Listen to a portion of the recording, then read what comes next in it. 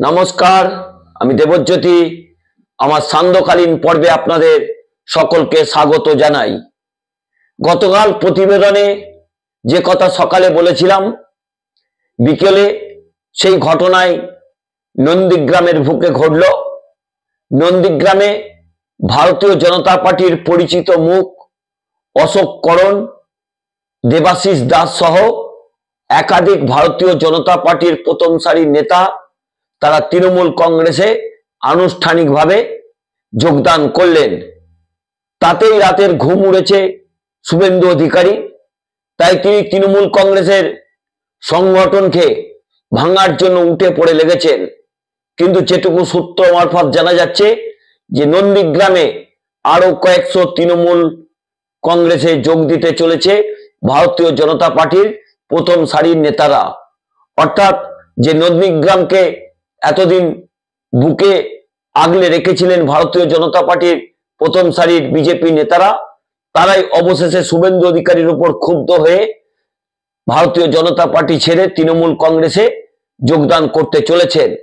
তাতেই রাতের ঘুম উড়েছে শুভেন্দু অধিকারীর। তাই তিনি গত কয়েকদিন ধরেই নন্দীগ্রামের আনাচে কানাচে ঘুরছিলেন।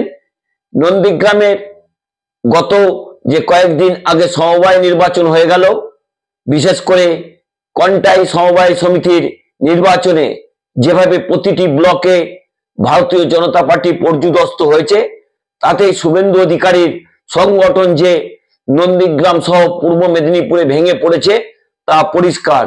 কারণ এর লক্ষণ দেখা গেছিল গত কয়েকটা দিন আগে যে তমলুকে সমবায় সমিতির নির্বাচন হয়েছিল, এশিয়ার দ্বিতীয় বৃহত্তম সমবায় সমিতি, সেটাও ভারতীয় জনতা পার্টির হাতছাড়া হয়েছে। কারণ এখানেই শুভেন্দু অধিকারীর রাজনৈতিক হাতেখড়ি হয়েছিল। তাতেই অত্যন্ত ক্ষুব্ধ শুভেন্দু অধিকারী।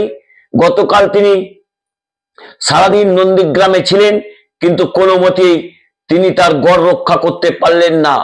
অশোক করণ থেকে শুরু করে দেবাশিস দাস সহ একাধিক প্রথম সারির নেতা তারা ভারতীয় জনতা পার্টি ছাড়লেন এবং সেখানে তারা সাংবাদিক সম্মেলন করে যেটা পরিষ্কার করে জানালেন যে শুভেন্দু অধিকারী যেভাবে দুর্নীতিগ্রস্তদের প্রশ্রয় দিচ্ছেন, যেভাবে নন্দীগ্রাম জুড়ে বিভিন্ন তৃণমূল কংগ্রেস কর্মীদের উপর আক্রমণ চলছে, প্রতিদিন সন্ধ্যের পরে যেভাবে বোমাবাজি হচ্ছে, গুলি চলছে, তাতেই তারা বীতশ্রদ্ধ হচ্ছেন। কারণ পুলিশ প্রশাসন তাদের বিভিন্ন কায়দায় তাদের কেস দিচ্ছেন, মামলা হচ্ছে। শুভেন্দু অধিকারী রাজনৈতিক জমি দখলে রাখার জন্য তার ঘনিষ্ঠ কয়েকজনকে দিয়ে এই কাজ করাচ্ছেন। গতকাল যারা তৃণমূল কংগ্রেসে যোগ দিয়েছেন তারা বলছেন মেঘনাথ পালের নির্দেশে এবং শুভেন্দু অধিকারীর তত্ত্বাবধানেই নাকি নন্দীগ্রাম সহ পূর্ব মেদিনীপুরের একাধিক জায়গাতেই তৃণমূল কংগ্রেসের উপর অত্যাচার চলছে। গত 3 সপ্তাহে প্রায় 2 জন তৃণমূল কর্মী এবং নেতা খুন হয়েছেন এই নন্দীগ্রামে। পূর্ব মেদিনীপুরে প্রায় 4 জন তৃণমূল কংগ্রেসের প্রথম সারির কর্মী বা নেতা খুন হয়েছেন। তা নিয়েই কিন্তু যথেষ্ট বীতশ্রদ্ধ। তাই তারা ভারতীয় জনতা পার্টি ছেড়ে তৃণমূল কংগ্রেসে যোগ দিয়েছেন। অন্যদিকে শুভেন্দু অধিকারী যে জায়গাতে হাত দিচ্ছেন সেখানেই একেবারে সোনা থেকে পাথরে পরিণত হচ্ছে। যে সন্দেশখালীকে তিনি রাজনৈতিকভাবে পাদপ্রদীপের আলোয় আনার চেষ্টা করেছিলেন, সেখানেই বিপর্যয় হয়েছে। বসিরহাট যে লোকসভা নির্বাচন, সেখানে সন্দেশখালীতে নামমাত্র ভোটে তিনি জয়লাভ করেছিলেন, কিন্তু বসিরহাটে যেভাবে প্রায় 2 লক্ষের বেশি ভোটে তৃণমূল প্রার্থী জয়লাভ করেছেন, তাতে শুভেন্দু অধিকারীর হম্বিতম্বি কিন্তু গত লোকসভা নির্বাচনে শেষ হয়েছে। আবার তিনি সন্দেশখালীকে নিয়ে পড়তে চলেছেন। কারণ সন্দেশখালীতে অত্যন্ত গুরুত্বপূর্ণ নেতা সুজয় মাস্টার, তিনি গতকাল তৃণমূল কংগ্রেসে আনুষ্ঠানিকভাবে যোগদান করেছেন। কারণ এই সুজয় মাস্টারই ছিলেন নন্দীগ্রামের মাস্টার মাইন্ড। তার হাতেই তৈরি হয়েছিল রেখা পাত্রের মতো নেতারা। তাই কিন্তু শুভেন্দু অধিকারী যথেষ্ট চিন্তিত এবং আগামীকাল তিনি আবারও সন্দেশখালী যাচ্ছেন। আরো একটা সূত্র থেকে জানা যাচ্ছে আগামী 2-3 দিনের মধ্যেই শুভেন্দু অধিকারীর দল ছেড়ে সন্দেশখালীতে কয়েক হাজার ভারতীয় জনতা পার্টির কর্মী তারা তৃণমূল কংগ্রেসে যোগদান করবেন। হয়তো রেখা পাত্র আজকে বড় বড় কথা বলছেন যে রেখা পাত্র নির্বাচনে পরাজয়ের পর থেকেই তিনি সন্দেশখালী মুখ হননি, তিনি এখন নিউ টাউনের একটি 5তলা ফ্ল্যাটে থাকেন এবং সেখান থেকেই তিনি নাকি সন্দেশখালী আবার জয়লাভ করবেন বলে আবার তিনি আজকে পথে নেমেছিলেন। আগামীকাল হয়তো শুভেন্দু অধিকারীর সঙ্গে তাকে আবার মঞ্চ অলংকার করে থাকতে দেখা যাবে, কারণ শুভেন্দু অধিকারী গেলেই বা ভারতীয় জনতা পার্টির প্রথম সারির নেতারা গেলেই তবে তিনি সন্দেশখালীতে যাচ্ছেন, না হলে কিন্তু তিনি আর সন্দেশখালী তার ছাপোষা বাড়িতে তিনি ফিরতে চাইছেন না। তিনি ইতিমধ্যেই নিজেকে একেবারে ভারতীয় জনতা পার্টির প্রথম সারির নেতৃত্ব হিসেবে ভাবতে শুরু করেছেন, কারণ তিনি থাকছেন নিউ টাউনের একটা 5তলা ফ্ল্যাটে, সেখান থেকেই তিনি নাকি সন্দেশখালী জয়ের স্বপ্ন দেখছেন।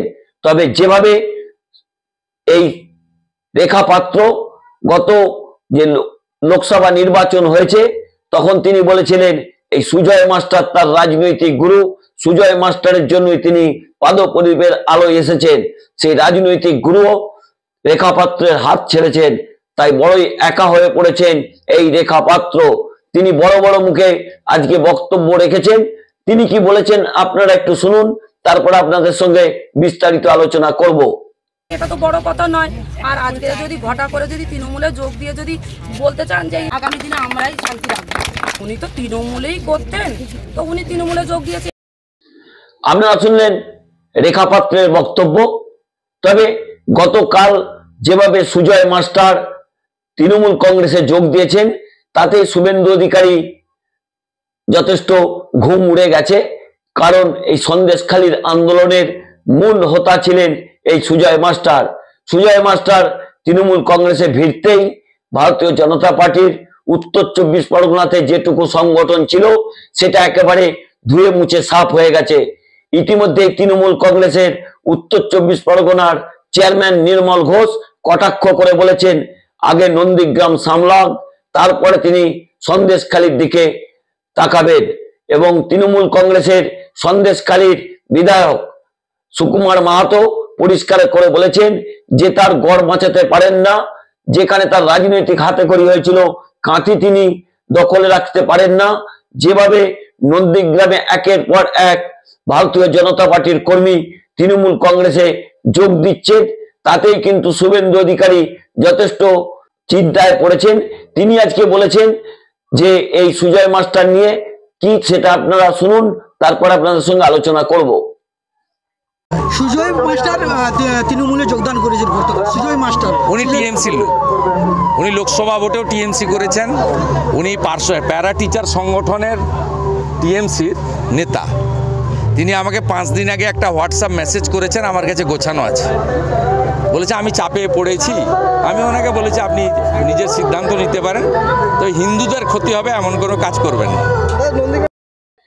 আপনারা শুনলেন রেখাপাত্রের কথাও শুনলেন, শুভেন্দু অধিকারীরও বক্তব্য আপনারা শুনলেন। কিন্তু শুভেন্দু অধিকারী আগামীকাল মমতা বন্দ্যোপাধ্যায়ের সন্দেশখালীতে আজকে সভা করে এসেছেন, সেখানে আগামীকাল যাবেন। তবে এই মমতা বন্দ্যোপাধ্যায়কে দেখেই তো তার রাজনৈতিক পথ চলা শুরু হয়েছিল, তাই মমতা বন্দ্যোপাধ্যায়ের পথে তিনি অনুসরণ করছেন, অর্থাৎ মমতা বন্দ্যোপাধ্যায়ের পিছু নাকি তিনি আর ছাড়বেন না। মমতা বন্দ্যোপাধ্যায় যেখানে কর্মসূচি করবেন সেখানেই নাকি শুভেন্দু অধিকারী আবারও কর্মসূচি করবেন, কারণ মমতা বন্দ্যোপাধ্যায়ের পিছন ধরেই তো তিনি নেতা হয়েছিলেন। সেই মমতা বন্দ্যোপাধ্যায়ের পিছনেই তিনি থাকছেন, অর্থাৎ তিনি অগ্রজ হতে পারছেন না, তিনি মমতা বন্দ্যোপাধ্যায়কে অনুসরণ করতে চাইছেন। নমস্কার, আমি দেবজ্যোতি। যদি আমার এই পর্বটি ভালো লাগে তাতে চ্যানেলটি সাবস্ক্রাইব করে বেল আইকনটি ক্লিক করে আমার পাশে থাকবেন। শুভরাত্রি।